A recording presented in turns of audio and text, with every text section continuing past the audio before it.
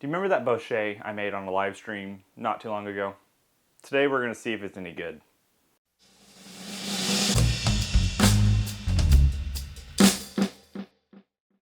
Hey, this is Man-Made Mead. This is the 10K Bochet, which is a Bochet that I made for my 10,000 live stream thing I did not long ago. It finished fermenting. I moved it out of the bucket it was in, and of course I'm going to put the recipe right here to show you what it is, but this thing had not significantly, a lot of honey in it, 3.5 pounds of honey in it for the gallon that we had. You can see by headspace, there's a lot of headspace on top because there's a lot of sediment, and all that sediment, of course, we did not want to get into this container. So I do have some headspace on it.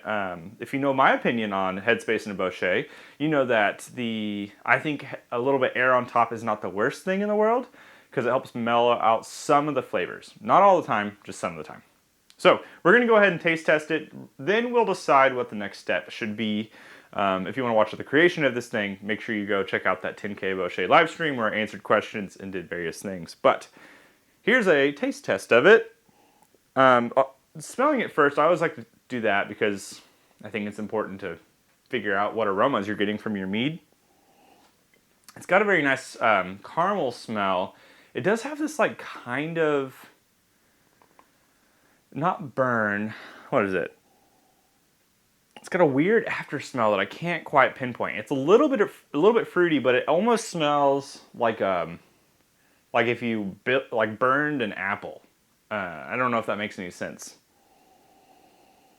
Very, very smoky, which is different because this was from a orange blossom honey. So I'm getting that fruit, but there's smokiness to it, probably because the Bochet. Yeah, really interesting aroma. Let's taste it. It's very, very fruity. Almost very juice-esque too. It has a very light body. It definitely has some sweetness to it, and I will get to the gravity reading here in a second to tell you, what it's currently at. But it definitely has some sweetness that it doesn't have a lot of bite in the alcohol, which is interesting. Yeah, I get that same idea, that burned apple idea from this. It's very complex, but it's like it's complex without any sort of mellowing. It hasn't had time, obviously because it's young, to age and for these characters to like work together. Right now we have like a whole cast of a TV show, but they don't have any story to like move and be together. And what we want is for all these flavors that come in this Bochet, or they're in this Bochet, to meld together. That's why Bochets take longer, in my opinion. I mean, this thing's not bad. It definitely needs some time. It does have a weird kind of aftertaste in the moment, and I think that could be because of how long we Bocheted the honey. I did it for my normal like hour, 15 minutes, and there are definitely characteristic differences that happen the more you Bochet your honey. So I wonder if I had gone to just an hour, what the change would be. But let me get to a gravity reading, and we'll find out how much sugar the yeast chewed through. All right, you can see that we are currently sitting at 1.010, like on the dot. So this thing started at 1.1025, so a little over 1.10, I should say. And now, of course, it's gone down to our 1.01. So we're setting roughly, if my math is correct, at about a 12% mead. Yeah, we're maybe a little bit under 12% for our mead. Okay, so there's our gravity reading. It chewed through most of that sugar.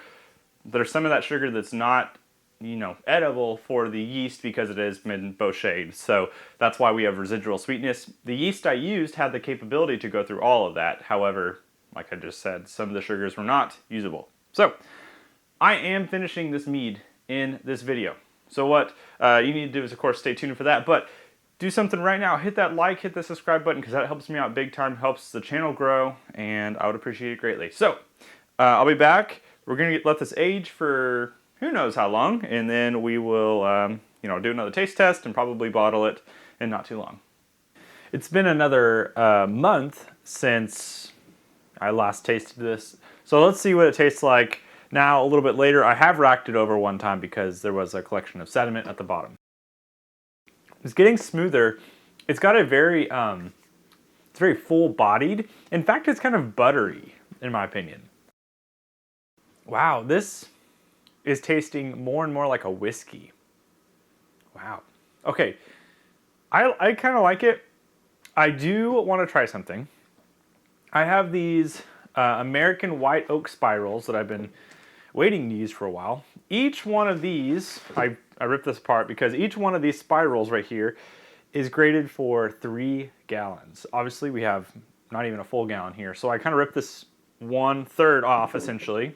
I'm gonna put this, it's a heavy spiral, so it's gonna add some extra flavors and tannic value to this. I want to see what this tastes like with it on it.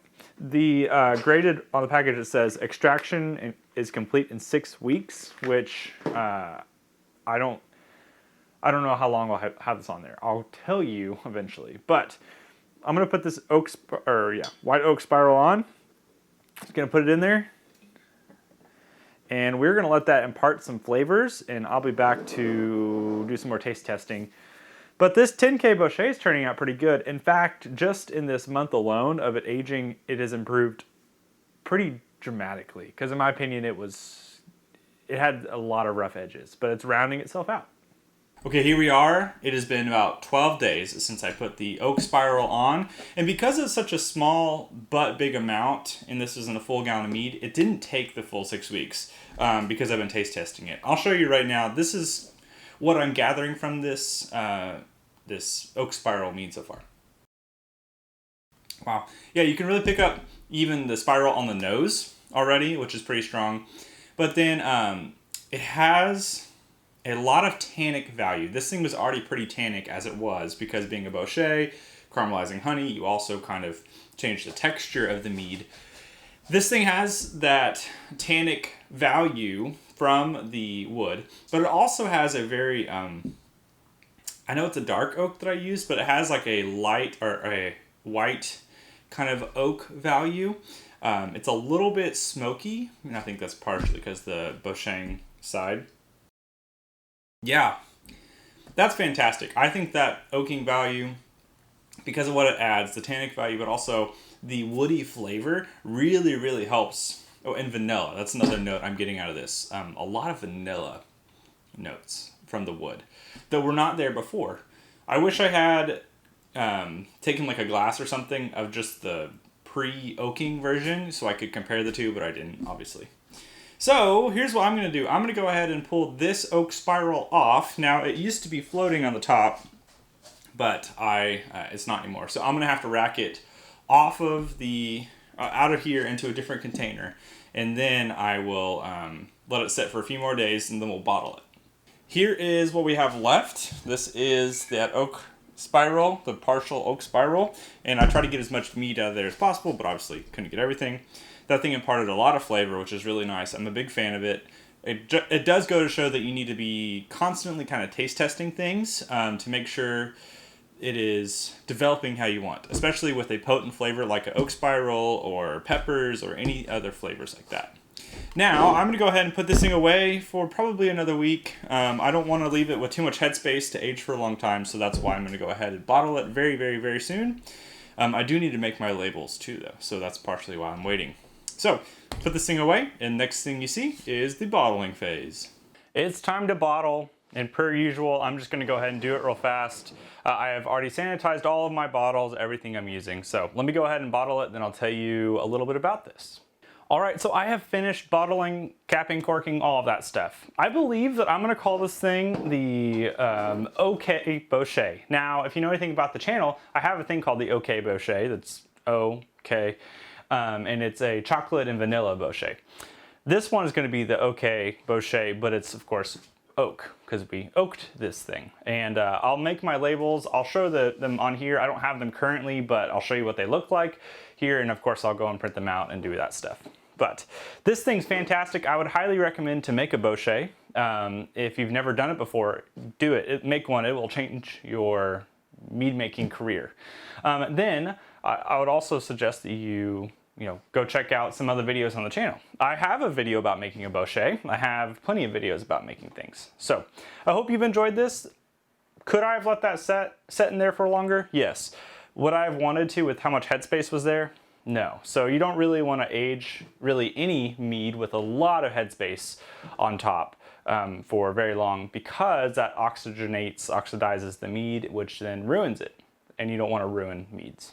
So I ended up with 3 beer bottles, 2 187 milliliters, I think, and then 3 187, and then a wine bottle.